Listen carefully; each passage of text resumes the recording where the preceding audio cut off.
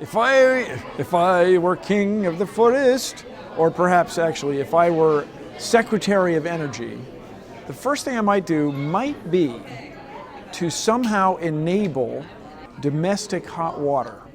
New construction has to have solar hot water systems. Even in exotic places like Minneapolis, these systems can be very effective if they're designed properly. You go to a place like Phoenix, everybody's got electric hot water heaters or gas-fired hot water heaters. Meanwhile, it's over 100 degrees Fahrenheit outside. And huge amounts of energy available for free right there on your roof.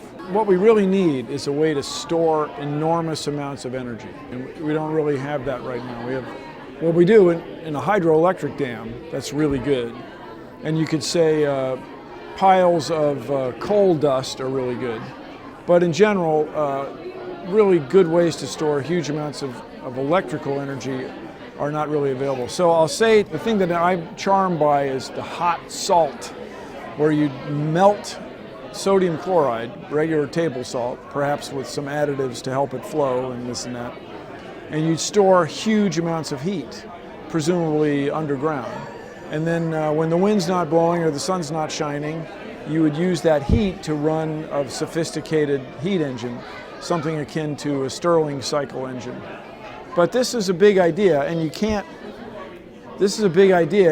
have it freeze, as the saying goes. You can't have the salt turn to a solid and plug everything up.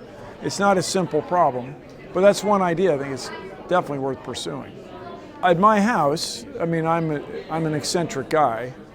Instead of owning, let's say, for example, a sport utility vehicle that costs over $50,000 US, instead I have 4 kilowatts of solar power, 4,000 watts of solar power.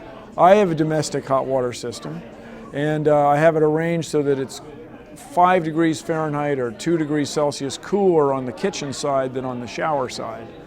And this saves me a tremendous amount of energy. And then the other huge investment that I have made at my house is replacing all the windows.